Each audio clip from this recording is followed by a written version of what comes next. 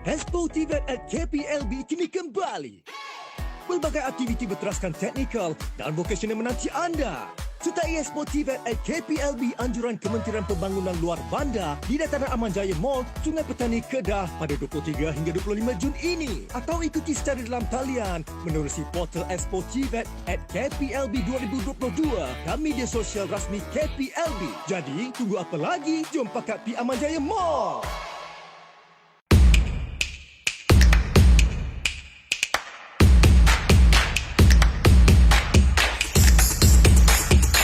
Ada di sana.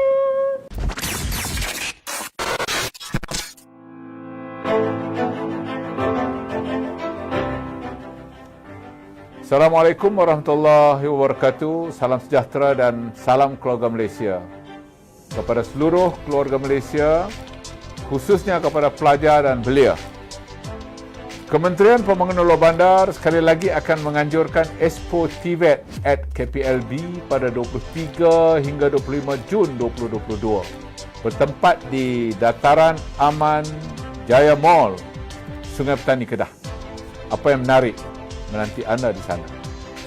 Pelbagai pengisian berinformatif dan menarik berkaitan program TVET at KPLB boleh diperolehi seperti pameran institusi dan pihak industri, demonstrasi kemahiran, pengemilan kemasukan pelajar, peluang kerjaya dan banyak lagi. Pada tahun ini juga pertandingan TVET B-Skill, iaitu pertandingan kemahiran oleh institusi TVET at KPLB, seperti pertandingan projek inovasi, pertandingan kemahiran, pertandingan motosikal kreatif dan sebagainya dibawa khas kepada anda. TVET at KPLB, pilihan kemahiran anda, #memertabat kemahiran, melestari komuniti, keluarga.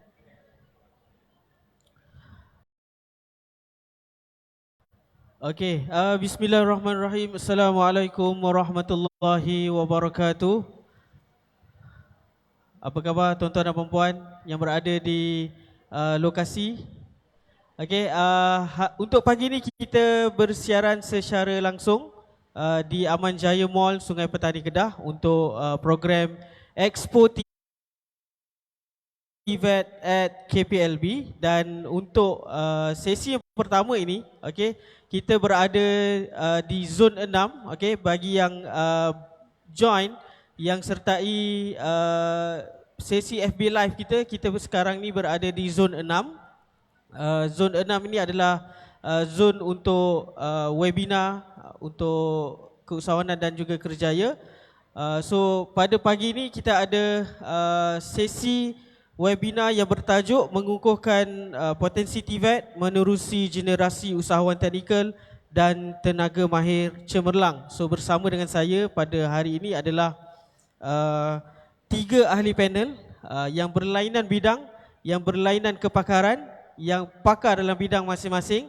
Okey, kita bawakan panel yang pertama iaitu teknologis Dr. Bazilah A. Talib daripada UniKL MIT yang merupakan ketua seksyen untuk pembangunan keusahawanan.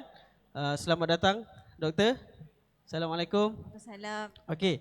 Yang kedua kita ada Encik Ruzlan bin Hassan iaitu Pegawai Kanan Pemasaran di German Malaysian Institute. Assalamualaikum tuan, apa khabar? Waalaikumsalam Encik Syafiq. Alright. Dan yang ketiga kita ada seorang usahawan. Okey. Ini bukan usahawan biasa, ini adalah tekno usahawan.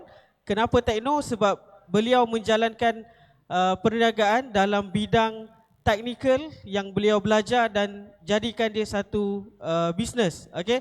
So kita ada Encik Ahmad Tuah bin Zawawi iaitu pengurus untuk Okret Enterprise. Assalamualaikum tuan. Waalaikumsalam warahmatullahi Apa khabar? wabarakatuh. Selamat datang ke sesi webinar kita pada hari ini. Terima kasih. So saya nak mulakan sesi perkenalan pagi ni dengan tuan-tuan dan perempuan, dengan doktor sekali. So saya nak minta ahli panel kita ni ceritakan serba sedikit latar belakang mungkin mewakili institusi masing-masing ataupun mewakili syarikat masing-masing, apakah peranannya dan bagaimana berfungsi untuk TVET ni lah. Okey, kita mula dengan Dr. Bazilah dulu, silakan. Assalamualaikum, selamat pagi. Terima kasih kepada semua yang menghadiri TVET at KPLB di Kedah ini, Sungai Petani. So, saya merupakan ketua jabatan di Universiti Kuala Lumpur Malaysian Institute of Information Technology. So, dalam saya punya section ni, saya bertanggungjawabkan melatih pelajar UniKL MIT untuk menjadi usahawan, tekno usahawan ataupun entrepreneur. So, dan juga kita menyediakan program ataupun membantukan pelajar-pelajar kita ni daripada pelajar lagi sehingga dia jadi alumni. Kita akan membantu mereka jadi usahawan lah. Itu adalah tanggungjawab saya di UniKL MIT. So, UniKL pula adalah salah satu universiti TVET. So, kita punya pelajar dah di-train untuk menjadi orang-orang yang berkemahiran. Okey, baik. Terima kasih Dr. Bazilah. Seterusnya, Encik Ruzlan, silakan. Bismillahirrahmanirrahim. Assalamualaikum warahmatullahi taala wabarakatuh. Okay, saya Ruzlan bin Hassan. Okay, sekarang saya punya jawatan. Okay, sebelum tu saya ingin berterima kasihlah kepada pihak penganjur kerana GMI diberi kesempatan untuk menjadi panel hari ini dan saya juga dipilih sebagai wakil GMI untuk bercakap di depan inilah. Okay, saya Ruzlan bin Hassan. Sekarang ini saya memegang jawatan sebagai pegawai kanan pemasaran GMI. Baru lagi Encik Syafiq sebenarnya. Okey, sebelum ni saya bertugas sebagai tenaga pengajar GMI lebih kurang 20 tahun lah. Okey, sebelum saya join GMI ni saya dari industri. Okey, saya dari industri injection molding. Itu saya punya kepakaran. Okey, semasa saya menjadi tenaga pengajar di GMI ni, saya sangat bersyukurlah. Saya melihat dari peringkat awal sampai pelajar-pelajar ni tamat belajar, pelajar akan dapat sesuatu apa yang kita beri itu. Okey, dari peringkat awal dia masuk dengan ketiadaan kemahiran dan ilmu tu, walaupun kami ambil pelajar-pelajar yang kurang berkemampuan, tapi alhamdulillah bila dia orang graduate, dia orang tamat belajar di GMI, dia orang jadi somebody, dia orang dapat. Okey, sekarang saya berada di bahagian pemasaran. Saya ditugaskan untuk mencari pelajar-pelajar di luar sana untuk masuk GMI. Saya rasa itu satu peluang juga kepada saya untuk melahirkan ataupun mencari pelajar-pelajar baru ke dunia TVET. Okey, baik. Terima kasih Encik Ruzlan dan last kali kita ada Encik Tuah. Silakan, mungkin boleh perkenalkan diri sedikit dan juga mungkin boleh cerita bagaimana tuan menjalankan bisnes sekarang ni. Bismillahirrahmanirrahim. Assalamualaikum warahmatullahi wabarakatuh.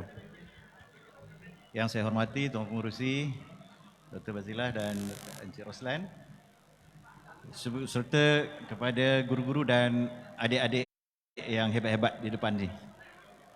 Terima kasih kerana memberi saya peluang untuk mengenalkan diri. Saya dikenal dengan nama Tuah, nama komersial dia Tuah Leather Crafter atau TLC. Jadi di mana saya beroperasi di Sepang, Selangor. Dulu saya juga, kalau kira alumni ni, saya dulu alumni di Tuanku Jaafar College di Seremban. Jadi sebelah saya dulu sekolah vocational. Sekarang ni dah jadi college vocational. Lepas tu yang terbaru saya adalah alumni Unimoda. Ya, ini saya mendapat latihan tentang kulit ini di Unimoda. So, apa yang saya buat adalah saya sendiri melakukan kerja-kerja pembuatan kulit, kemudian memasarkannya, tengok feedback. Jadi maknanya tadi kalau kata dari segi matlamat saya, itu kemudian nanti saya ceritalah. Sebagai awalnya begitu saja. Terima kasih. Okey, baik. So untuk ahli panel kita hari ini, okey, daripada UniKL, daripada GMI dan daripada Tuah, apa nama Cik?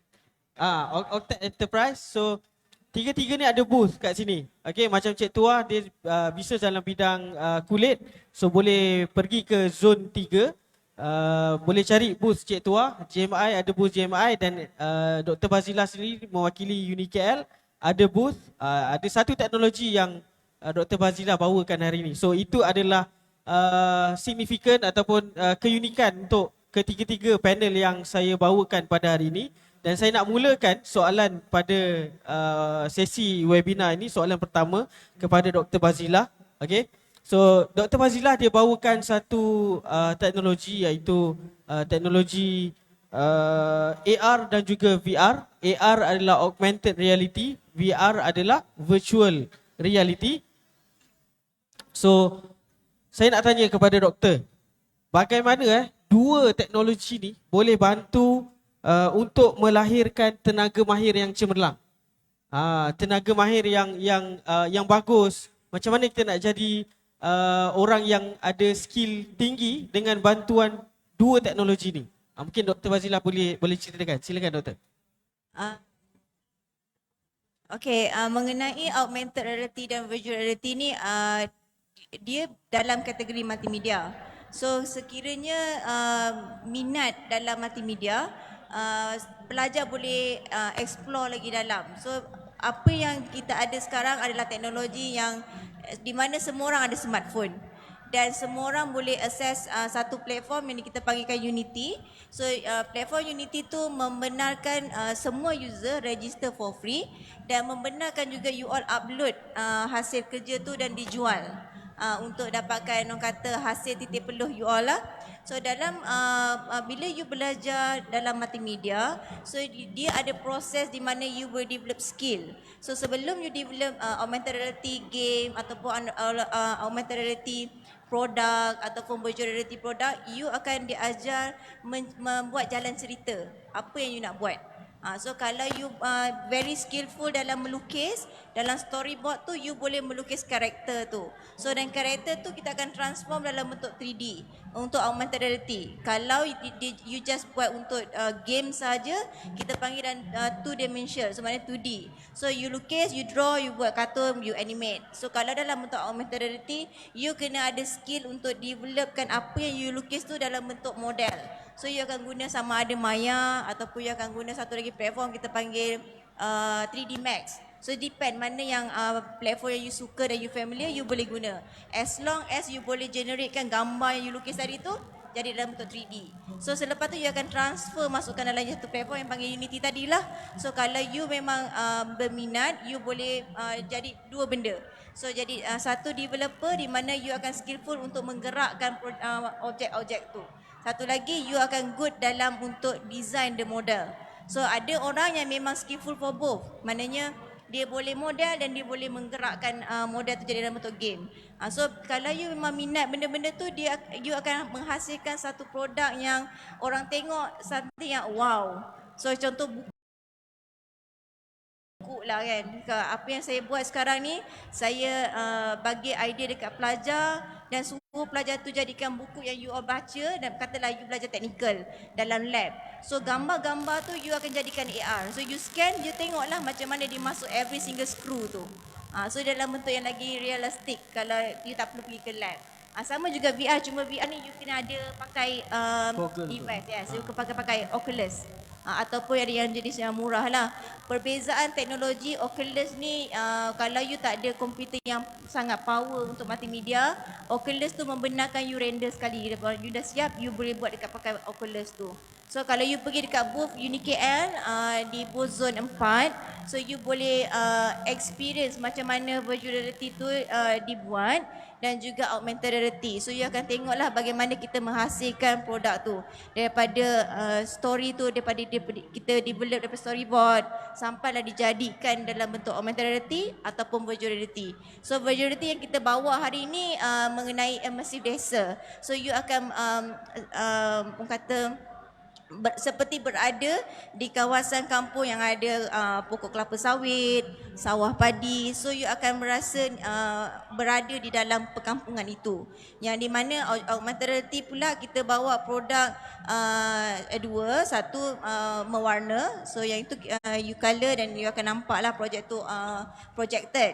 Satu lagi kita bawa produk yang dah siap di mana mengenai AIDS awareness. So dalam buku tu semua kita augmentedkan. So you akan you dapat merasai ataupun mengetahui lebih detail bagaimana Aedes mosquito tu punya life cycle.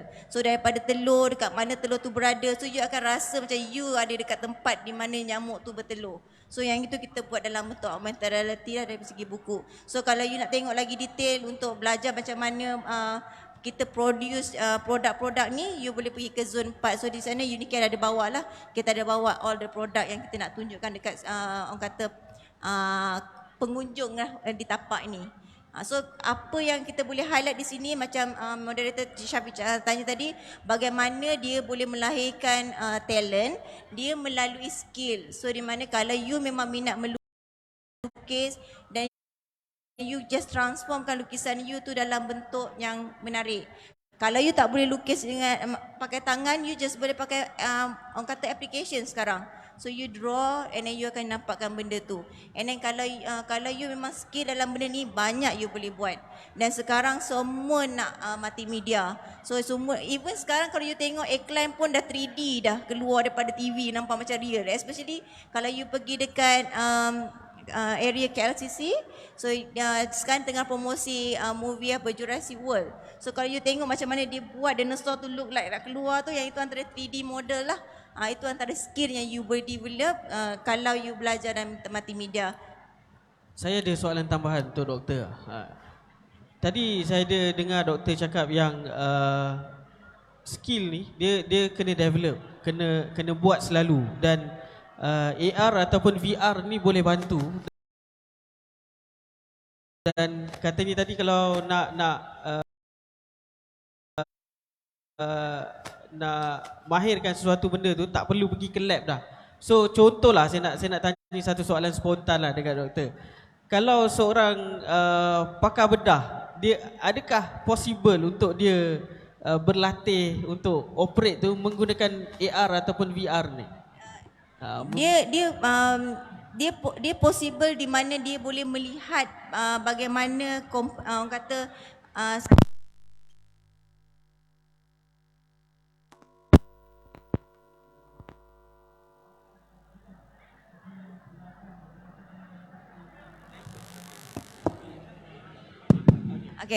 technical. Bila cerita pasal multimedia dah jadi menarik dah.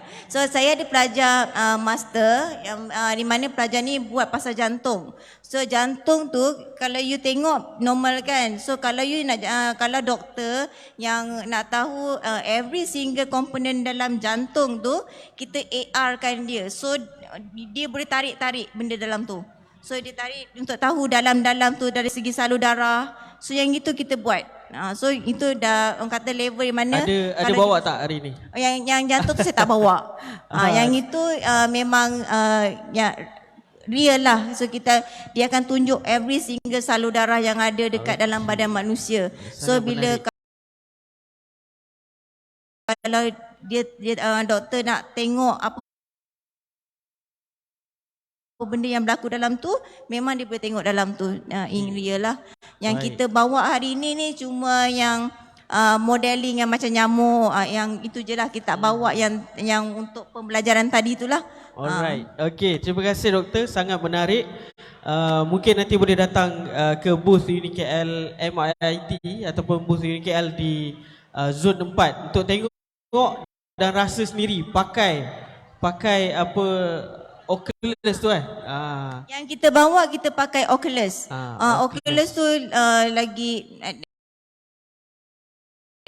dia ada banyak kan benda yang boleh view VR. So Oculus ni dia mahal sedikit lah, tapi still Oculus lagi ni bukan yang Meta punya ke, Facebook punya? Kan? Yang itu yang Oculus tu. Yeah. Alright, okay, terima kasih Dr. Bazila. So kita pergi kepada ahli panel kita yang okay, soalan saya, okay, biasanya TVET ataupun kemahiran ni dia sangat signifikan ataupun dia sangat sinonim, dia sangat menjadi image kepada pelajar-pelajar yang keciciran akademik. Maksudnya kalau tak pandai akademik, pergilah kemahiran. Dan bagi saya itu adalah satu persepsi yang sangat salah. So soalan saya kepada Cik Ruzlan, bagaimana untuk kita mengubah persepsi negatif terhadap TVET ataupun kemahiran ni? Silakan Cik Ruzlan. Okey, baik Encik Syafiq. Betul, satu persepsi yang salah lah bagi saya. Saya pun tak suka soalan ni Encik Syafiq. Ini satu soalan yang sangat sensasi lah. Sebenarnya bukan setakat persepsi. Ini pendapat saya lah, ini satu diskriminasi yang tak patut wujudlah di kalangan masyarakat kita. Okey, stigma masyarakat mengatakan inilah pelajar-pelajar yang kurang berkemampuan dalam akademik, mana dia punya bidang TVET lah. Okey, so maknanya golongan ini itu dia punya bidang. Pelajar-pelajar yang akademik bagus ataupun cemerlang tak boleh campur. Dia orang layak masuk, tapi dia tak boleh campur dengan golongan pelajar-pelajar akademik yang tercicir yang begini. Saya tak setuju sangatlah. Okey, tapi in few years saya melihat perkembangan ini sudah agak positif. Okey, ada permintaan kepada pelajar-pelajar TVET ni di kalangan industri. Tapi dia tidak sejajar dengan bekalan daripada institusi TVET itu sendiri. Permintaan tinggi macam ni, tapi institusi TVET melahirkan pelajar-pelajar TVET, graduan TVET macam ni, dia punya graf tak sama. Okey, kita nak samakan graf tu. Okey, antara beberapa saranan yang saya boleh ketengahkan lah. Okey, antaranya yang pertama, kita memperkasakan individu TVET itu sendiri, sama ada yang bertauliah ataupun tidak bertauliah. Yang bertauliah ni maksud saya, dia keluar daripada institusi TVET. Yang tak bertauliah, sebenarnya ramai kat luar sana. Dia pandai, dia ada kemahiran, tapi dia tak ada tauliah, dia tak ada sijil. So di luar sana sebenarnya yang tak bertauliah ni, kalau kita lihat, mungkin dia lebih berkemahiran daripada yang bertauliah ni, sebab dia punya pengalaman tu sangat lama, otai kita sebut. Tapi kita cuba memperkasakan dua golongan ini, iaitu yang bertauliah dan yang bertauliah. Okey, contohnya saya bagi contoh mekanik ataupun pomen kereta. Okay, yang keluar daripada institusi TVET ni, dia boleh repair kereta, dia ada kemahiran dari segi pengurusan. Sebab saya percaya institusi TVET ada selit kemahiran ni. Okey, tapi yang di luar sana tak ada. So kita nak merapatkan juran bertauliah dan yang tak bertauliah ni, supaya dia orang seiring. Contohnya dari segi kos perkhidmatan, mungkin yang tak bertauliah ni dia lebih murah. So bila dia nak maju, kalau dia punya harga tu masih rendah, so lambat dia punya peningkatan dari segi dia punya ekonomi tu. So yang bertauliah ni pula dah belajar pengurusan, tapi bila kita pergi tengok dia punya workshop, dia tak amalkan pun. Dia pandai repair kereta je, tapi pengurusan stok, pengurusan pekerja, akaun, dia orang tak praktis. So kita cuba perkemaskan atau memperkasakan apa yang dibelajar dan juga kita kongsikan kepada yang tak bertauliah tadi itu. Okey, itu yang pertama. Yang kedua saya nak cuba sarankan, kita memohon daripada masyarakat, okey, terutamanya bermulai pada ibu bapa lah, ibu bapa dan guru-guru.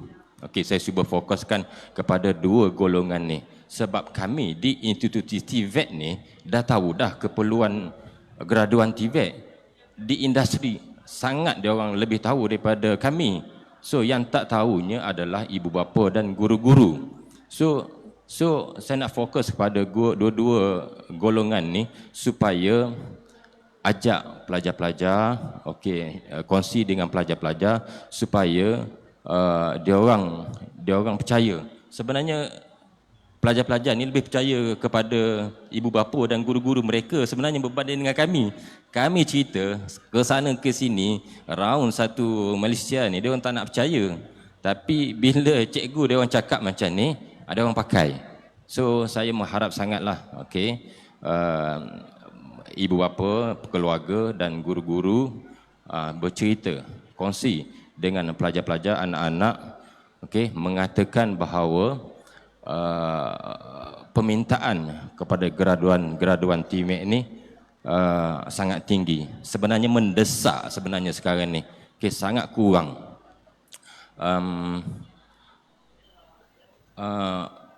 Ini patut dimulakan dengan pelajar-pelajar menengah rendah lah. Kalau menengah tinggi tu dah agak lewat. Okay, tanamkan minat diorang kepada TVET bermula daripada tingkatan 1. Kalau sekolah rendah tu awal sangat. Okay, kelengkapan sekolah pun tak ada. So bermula dengan menengah rendah supaya menengah tinggi lagi, menengah tinggi nanti diorang bersedia dengan aliran apa yang diorang nak. Okay, sebab saya melihat pelajar-pelajar ni graduate lah dari sekolah menengah aliran agama. Okay, contohnya. So diorang tak sabar nak menghabiskan sekolah menengah di peringkat agama supaya diorang boleh tukar aliran ke aliran TVET. So apa maksudnya sebenarnya tu? Sebenarnya diorang salah pilih masa di peringkat sekolah. Sebab keinginan tu ada, tapi sebab mungkin disuruh oleh ibu bapa supaya pergi ke aliran agama. Tak salah aliran agama sebenarnya, tapi keinginan ataupun minat anak itu ke arah bidang tu. So ibu bapa sepatutnya boleh menyedarilah peringkat awal supaya anak-anak ni memilih bidang yang diminati. Okay.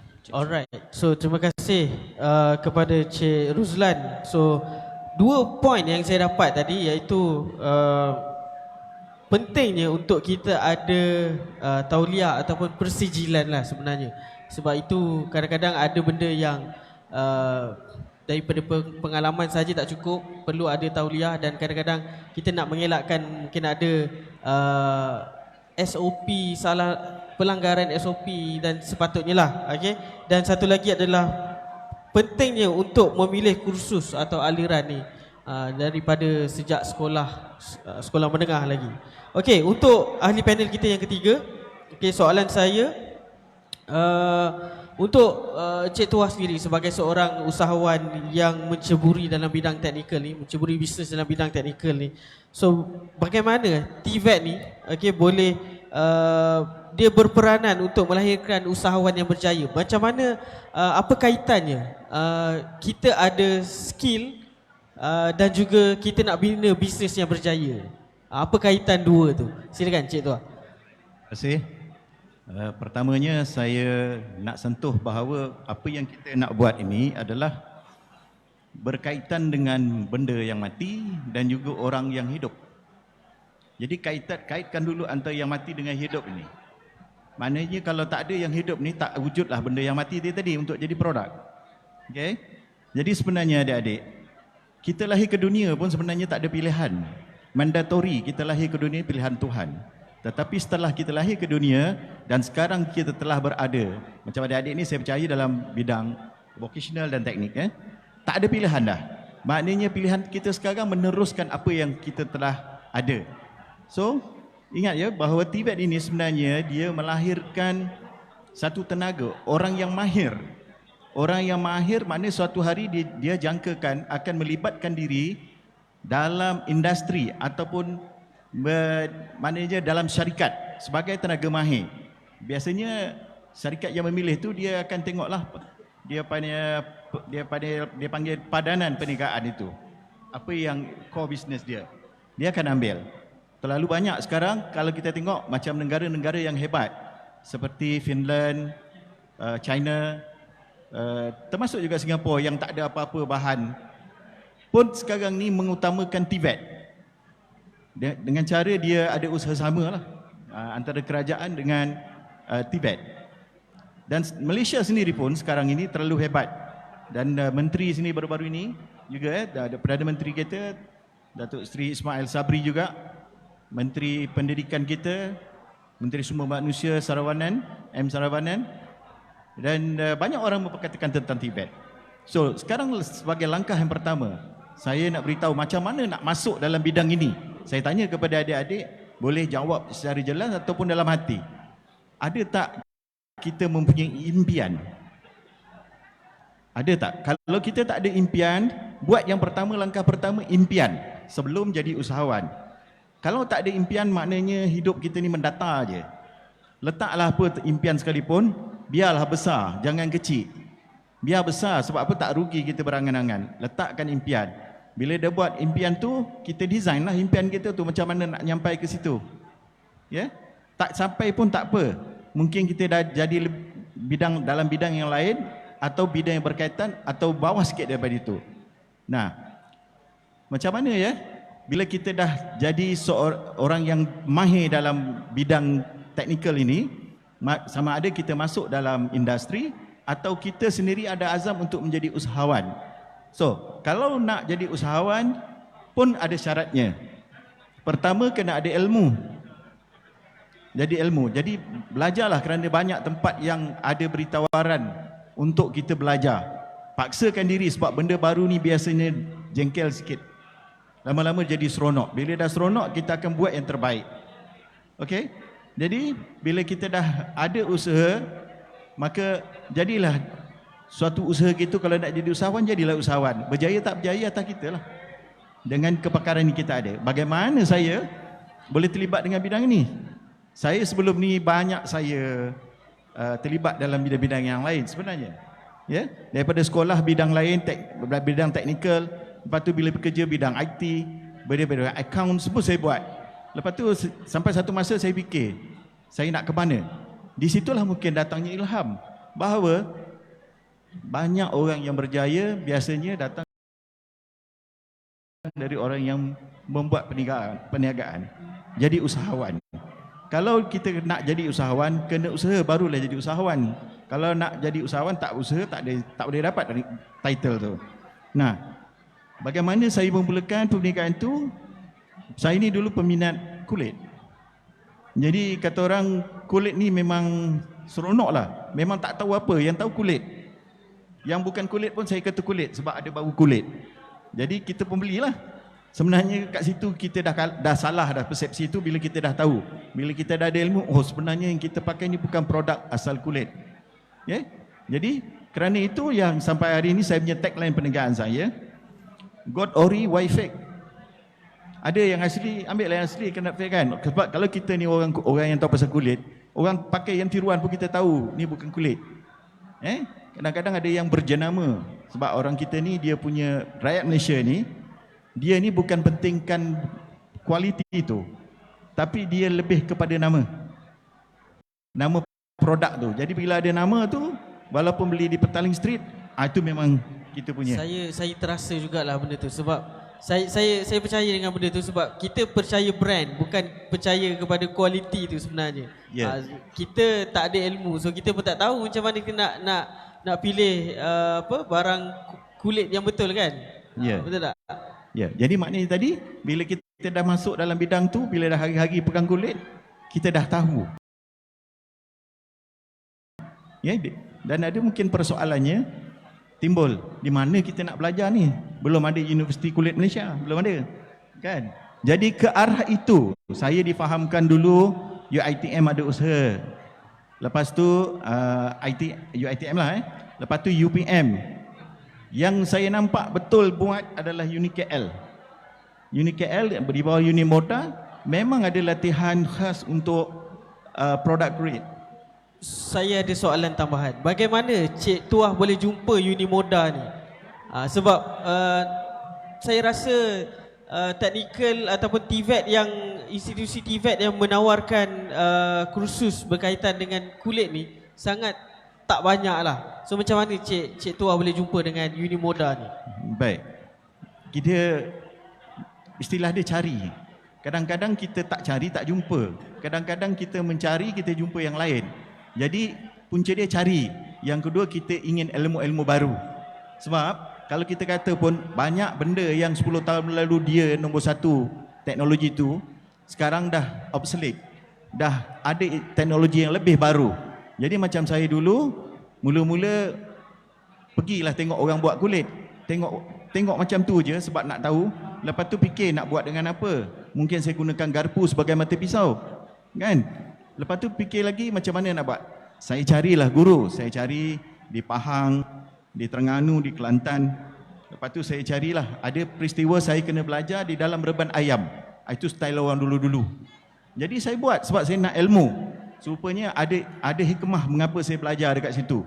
Sebab apa? Sampai hari ini lagi yang saya belum nampak ada teknologi yang proses bulu ayam ataupun kulit ayam tu jadi produk. Kemungkinan itu yang saya nampak. Kemungkinan. Jadi kalau ada besok mungkin peluang adik-adik lah buat kajian sehingga benda yang hari ni orang buat makan, walaupun kulit lembu tu selain daripada buat barang produk, yang sedap adalah buat lemak, gulai lemak Negeri Sembilan. Gitu. Ya. Yeah?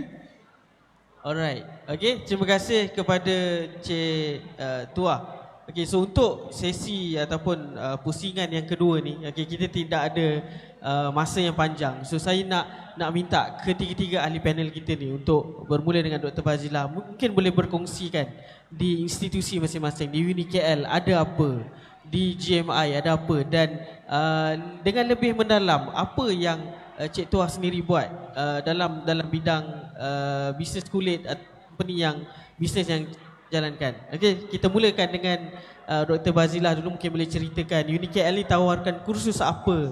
Adakah saya dengar UniKL ni dia mempromosikan HTVET, Higher TVET. So mungkin boleh cerita sedikit jugalah apa beza HTVET dengan TVET yang biasa ni. Silakan doktor. Okey, saya nak menyambung apa yang Encik Razlan cakap tadi.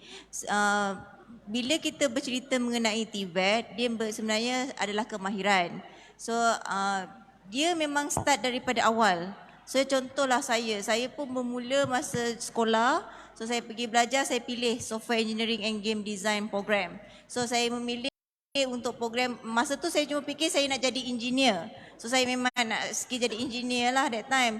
So bila kita dah pergi masuk institusi yang kita berminat, so kita akan pupuk minat kita tu. Sesusah mana pun belajar, kita akan jadi seronok. So bila you dah jadi seronok, itulah bermulanya kata perjalanan hidup you lah. So sampai macam saya sampai PhD. So macam Encik Tuah tadi, dia kata jadi usahawan pun kena belajar. So higher TVET yang kita offer dekat UniKL ni, kita mendidik pelajar kita ni bukan sahaja dari segi skill. So kita pupuk minat mereka sebab mereka dah pilih dah program apa yang dia nak at the beginning lagi. So dalam perjalanan kita belajar, even masa sekolah pun tak ada semuanya mudah. So kita akan pastikan pelajar kita ni dipupuk minat. Selepas tu kita menghajar macam mana pula kalau lepas ni dia keluar, dia akan jadi usahawan. So dia kena tahulah macam mana nak manage orang, macam mana nak manage keuangan, macam mana nak dapatkan peruntukan. So semua tu yang kita akan masuk dalam modul pengajian program. So di UniKL kita ada 12 kampus. So kalau macam saya IT. So mudahlah untuk saya menceritakan apa itu AR dan VR, apa lagi program yang kita ada. So sekarang now semua dah teknologi. So you mungkin berminat pasal security. So mungkin you guna komputer, you nak macam mana orang boleh hack you punya account. So you nak tahu apa itu information security. So kita offer benda tu. So kita memang train pelajar-pelajar kita mengikut bidang. So kalau di dalam bidang kejuruteraan perisian, so kita akan train mereka untuk masuk orang kata persijilan. So dia boleh jadi tester untuk software. Kalau macam yang untuk security, so ada juga persijilan yang mereka boleh ambil untuk jadi pen test. So dia boleh membantu company untuk test dia punya website secure ke tidak untuk orang guna. So kalau untuk virtual reality, augmented reality pun ada juga persijilan di mana selepas you dah belajar, you nak menambahkan lagi orang kata bila nak bekerja sendirilah, you nak nampakkan profil company you ni hebat. So you jadi certified Unity. So Unity itself tu pun ada banyak persijilan. You nak jadi apa? You nak jadi profesional dalam artis. Macam saya cakap tadi, bila you memilih multimedia program macam saya start multimedia, so dia dah start dah. Daripada awal kita dah belajar macam dia nak buat storyline. So you akan master dalam buat storyboard. So you dah tahu cerita apa yang you nak buat sampailah you bagi tim you yang kedua jadikan dalam bentuk model. So you, orang yang pandai model ni dia buat modeling. So dia akan bagi tim yang ketiga pula jadi dalam bentuk programming. Di mana dia yang akan menggerak semua karakter-karakter yang you dah fikirkan tu dalam bentuk real. Itu yang you akan nampak hasil-hasilnya di mana 3D tu keluar. Macam mana VR tu orang buat cantik kalau you main game. So yang game yang you main tu adalah skill yang you akan create bila you masuk dalam multimedia ataupun software engineering program. So di mana you akan belajar programming, you akan jadi orang yang pandai buat program lah. So even kalau you belajar kat sekolah yang fizik, matematik, benda tu pun dia akan di-apply dalam programming juga. Yelah kalau you nak buat karakter tu melompat lah, orang kata pergi depan belakang, you kena tahu kata calculation semua benda tu. So benda tu juga akan masuk dalam you punya orang kata skill yang akan develop di higher TVET ni lah. So macam UniKL, macam saya cakap tadi, kita ada 12 campuses. Kalau you daripada sijil, you bersambung diploma. So kalau you daripada diploma, you bersambung degree. So kata you dah dari degree, you nak orang kata upgradekan diri punya ataupun kita panggil upskill. So you bersambung master. Depending on you punya program lah.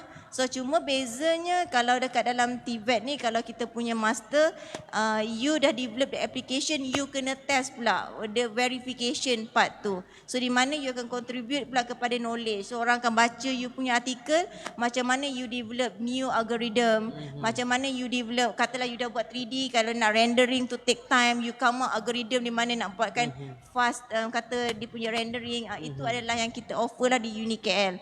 So kalau you daripada college, mungkin pada sijil, you boleh start diploma. So ada college yang kita dah bekerjasama yang boleh credit transfer. So maknanya ada yang you dah ambil, you tak perlu ambil lagi dekat kita punya masa belajar universiti. pun jadi lebih pendek juga So lah. maknanya masanya lagi pendek lah.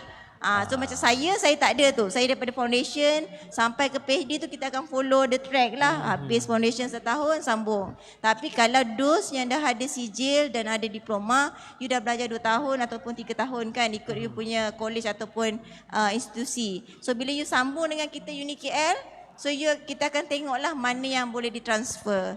So dia akan pendekkan dia punya semester lah. So kalau nak tahu kena pergi ke booth UniKL di belakang di depan stage utama ni sahaja. Okey, so yang kedua untuk panel kedua, silakan Cik Ruzan mungkin boleh cerita apa yang ada di GMI ni. Okey, saya menjemputlah pelajar-pelajar di luar sana. Okey, sekarang ni baru dapat keputusan SPM kan. So masing-masing pelajar tengah mencari tempat untuk sambung belajar ke peringkat yang lebih tinggi. So jangan ragu-ragu untuk memilih institusi TVET ni, sebab kepada yang sedang belajar di institusi TVET pun sebenarnya jangan menyesal. Sebab apa? Sebab bila dah tamat belajar nanti, dia punya demand, permintaan untuk kerja tu tinggi, sangat tinggi sebenarnya. Lagi satu, awak ada kemahiran. Kalau andai kata tak dapat kerja, awak boleh buat sesuatu macam Encik Tuah cakap tadi, boleh buat bisnes. Okey, boleh buat bisnes. Bantuan keuangan daripada badan-badan yang tertentu pun banyak. So jangan risau. That's why saya sebut istilah tadi, jangan menyesal. Okey. Okey, lagi satu. Pasti takkan menyesal kalau pilih TVET. Okey. So lagi satu, okey, saya nak bercerita sikit mengenai GMI. Kenapa GMI? GMI ni sebenarnya dia ada fasiliti bertaraf industri. Mesin besar-besar, lebih besar daripada industri pun ada. So orang industri masuk datang ke GMI pun ada untuk menambah skill lah, ataupun kita sebut upskilling. Okey. Satu lagi dia punya cara belajar tu. Okey, kita sebut praktikal lebih daripada teori. Berapa persen? 70%. Ramai yang sebut 70% ni, tapi sebenarnya di GMI ada rahsia tersendiri, iaitu 70% ni kami ada fasiliti, kami ada mesin, kami ada equipment seorang satu. Itu sebenarnya rahsia. Okey, saya pun macam saya share tadi, saya punya background, saya tenaga pengajar. Macam mana saya ajar, memang seorang satu, tak kisah lelaki ke perempuan. Kalau dia orang tak tahu nak handle mesin, minta bantuan kawan, encik tuah, saya tak bagi. Sebab bila nak pandai, so seorang satu, you handle you punya mesin, I handle I punya mesin, sampai pandai. Lagi satu, sebagai contoh, kami punya jadual ni sangat padat sehingga pukul 7. So ada pelajar ni yang masih tak siap projek lah, minta kebenaran saya. Okay, Ruslan, boleh tak saya sambung selepas maghrib? Sebab asrama dekat. So saya bagi, saya pun stay. Itu kelebihan pelajar kami, ataupun kami sendiri di pihak pengajar, kami menyokong pelajar-pelajar ini supaya diorang menyiapkan projek di luar masa, supaya diorang dapat siapkan projek itu satu hal, satu lagi fizikal. Diorang bekerja lebih masa, dalam keadaan yang dah penat, bertambah penat. Okey, bila saya melihat, saya melawat pelajar-pelajar ni di latihan industri, kebanyakan industri bertanya kepada kami, macam mana korang didik pelajar-pelajar you all ni sebenarnya? Saya tanya kenapa, ingat diorang tak puas hati. Sebenarnya korang punya pelajar ni mantap dari segi kemahiran dan also dari segi fizikal tadi. Boleh bertahan sampai 12 malam untuk dikekalkan sebagai OT itulah, untuk menyiapkan projek. Itu sebenarnya hasil latihan kami dari segi kemahiran dan didedahkan dengan keadaan fizikal, latihan fizikal macam itu. Maksudnya boleh kerja under pressure juga dan sebagainya lah. Sebenarnya itu adalah satu pressure sebenarnya. Betul. Tapi dia orang tahan. Dia orang tahan. Okey, so kalau nak maklumat lanjut, bolehlah pergi ke booth GMI di hujung sana. Alright. Dan satu lagi saya nak simpulkan, boleh sikit ini, boleh. Syafiq?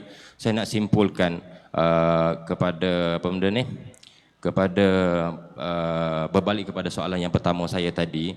Sebenarnya TVET ni bukan kepada pelajar-pelajar yang keciciran akademik saja. Saya sangat mengalu-alukan pelajar-pelajar yang akademik yang agak bagus dan cemerlang supaya masuk ke dunia TVET ini. Apa kesannya nanti? Martabat TVET itu akan naik sebab ada pelibatan daripada orang yang lebih cerdik ni. Okey, so kami menunggu sangat. So korang tak akan menyesal punya.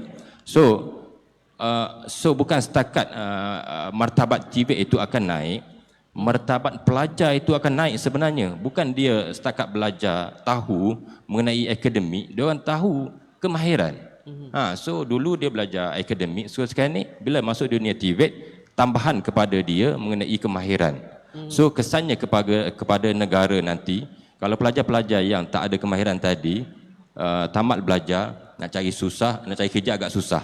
Mungkin kita kata dia akan menganggur. So bila masuk industri TVET ni, saya rasa pengangguran tu payah sikitlah dalam dunia TVET. So kadar pengangguran tu akan turun. Saya setuju yang tu. Dalam bidang TVET ni saya nampak employability rate ataupun kalau kita tengok kadar pengangguran dalam bidang TVET ni sangat rendah lah. Kita boleh tengok banyak institusi TVET di bawah KPLB ni employability rate ada yang cecah 100%. Maksudnya habis belajar terus kerja. Semua orang dalam institusi tersebut. Okey, so last kali untuk Cik Tuah sebagai penutup. Mungkin boleh ceritakan lebih detail sedikit apa yang Cik Tuah buat dan juga apa yang ada dekat booth. Mungkin kita punya pengunjung boleh datang ke booth Cik Tuah. Silakan. Baik, sebelum saya menutup, saya ada sedikit nak share dengan adik-adik boleh ya? Adik-adik sekarang ni dalam bidang teknik dan vocational, teruskanlah. Maksudnya paling tidak capai dulu diploma. Ya, paling tidak. Kemudian kalau nak jadi usahawan, next step belajar dulu design. Sebab buat kulit ni dia perlu permulaan dia kena fikir, cari ilham, lepas tu design. Bila dah design barulah kita sketch benda tu dan untuk jadikan produk. Mengikut kesesuaian ataupun kehendak kita punya pelanggan. Baik, bila dah buat design tu, belajarlah IT. Jadi ada 3 ni dia serangkai ni. Memang kalau sekarang ni kita bukan berada di zaman 50-an. Maknanya kita buat marketing cara tradisional. Betul. Sekarang ni semua gunakan IT, webinar, website dan sebagainya. So 3 benda ni kalau kita dapat kuasai, maknanya dari segi tadi tu teknik dan vocational tu habiskan dulu, kemudian belajar bab design, fokus bab design saja, dan buat MBA contoh, kan? Boleh untuk dia panggil untuk jadi seorang usahawan. Betul. So macam saya ni, saya memang tidak ada buat latihan, tapi macam mana saya boleh share knowledge saya dengan orang lain? Sebab apabila kita memberi, kita terima balik dalam bentuk yang lain. Jadi ya, selalu adalah juga orang-orang nak datang ke bengkel saya. Saya kata kalau nak datang bengkel saya selepas pukul 1 pagi. Sebab di situ waktu saya rehat. Sebelum tu saya bekerja. Jadi adik-adik sekiranya ada azam, teruskan azam itu. Kemungkinan satu hari nanti negara kita ini juga akan jadi satu negara yang terkenal di mana meletakkan InsyaAllah garisan teknik dan vocational ni sebagai satu trust untuk membangunkan negara dia sebagai negara maju. Sekarang Betul. dulu kita dah 2020 dah berlalu. Betul. Tak capai. Sekarang target 2030. Dan kalau dari segi marketing pun, tolonglah kalau nak buat marketing sebagai usahawan, ambil tahulah tentang IT. Ya. Jangan kata orang tak faham benda tu, susah. Ya, Especially macam saya Aha. maksudnya macam saya sendiri, tak nak by hook by crook memang kena. Betul, especially digital marketing lah. Ya, digital marketing. Jadi saya nak saranlah kepada adik-adik, kita mulakan benda-benda macam ni kan dari muda, sebab masa tua tu sebenarnya kita nak gunakan untuk kita menikmati hasil yang kita buat. Apa yang kita buat dulu hasilnya sekarang, yang kita buat sekarang akan datanglah hasilnya.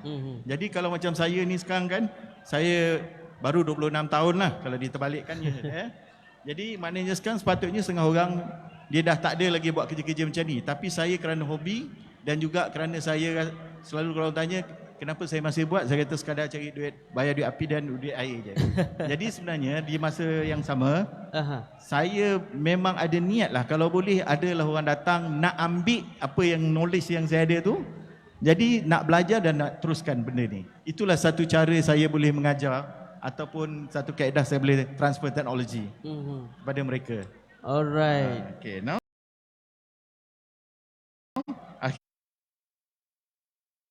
akhirnya, Okay, cerita sikit apa yang ada dekat booth Cik Tuah. okey, sebelum saya tunjuk di booth tu, saya tunjuk di depan saya ni lah. Aha. Ya, jadi sesi menunjuk-nunjuk sekarang. Jadi maknanya sekarang ni yang ada, mula-mula tengok kotak lah. Ya. Lepas tu dalam ni ada, dia panggil simple wallet dan ataupun card holder. Ya, dalam ni. Yang ni genuine kulit ya. Ini memang Cik Tuah buat sendiri? Ya, kita semua handmade. Handmade? Walaupun Dan saya belajar di Unimoda? dari muda campur dengan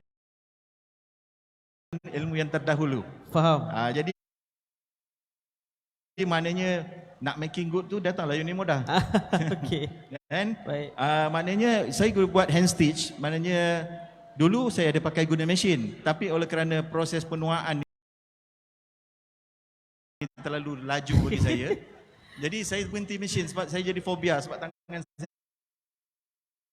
saya pernah kena mesin. Jadi maknanya bukan kerana tak berhati-hati rezeki saya, Jadi saya pilih untuk buat hand stitch. Dan peminat ni, dia ada tersendiri. Dia kata kalau setakat nak beli yang pakai mesin, di mana-mana boleh beli.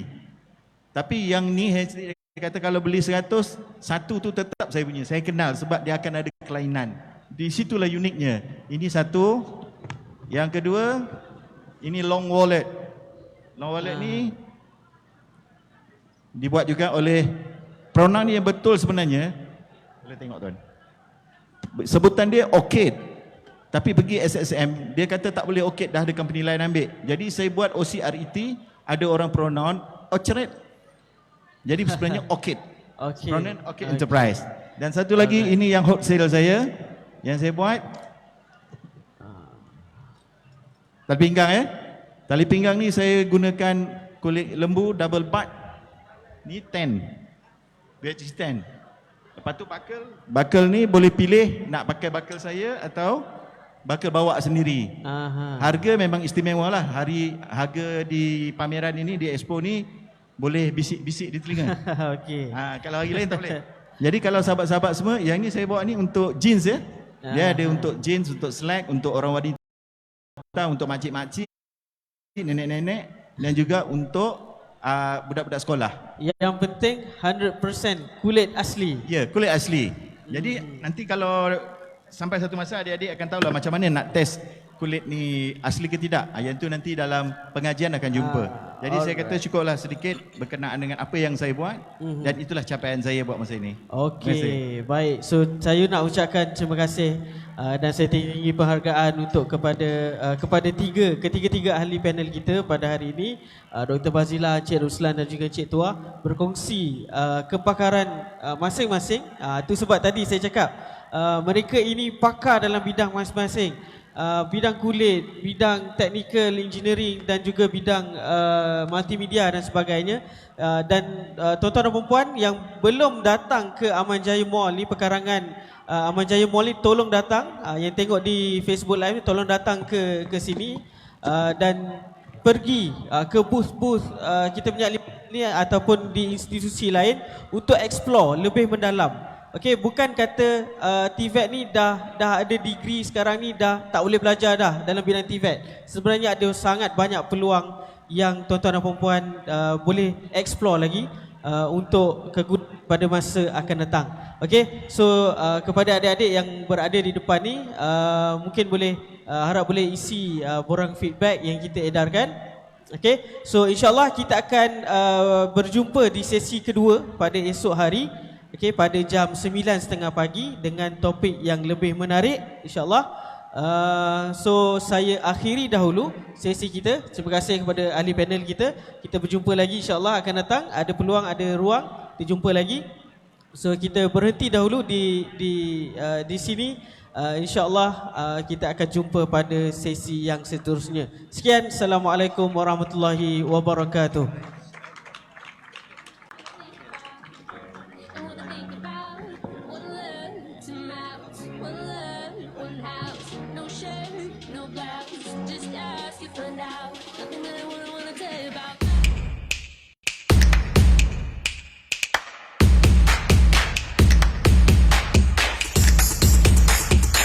Ada di sana.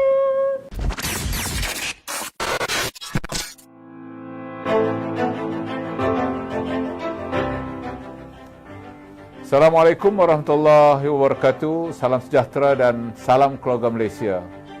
Kepada seluruh keluarga Malaysia, khususnya kepada pelajar dan belia.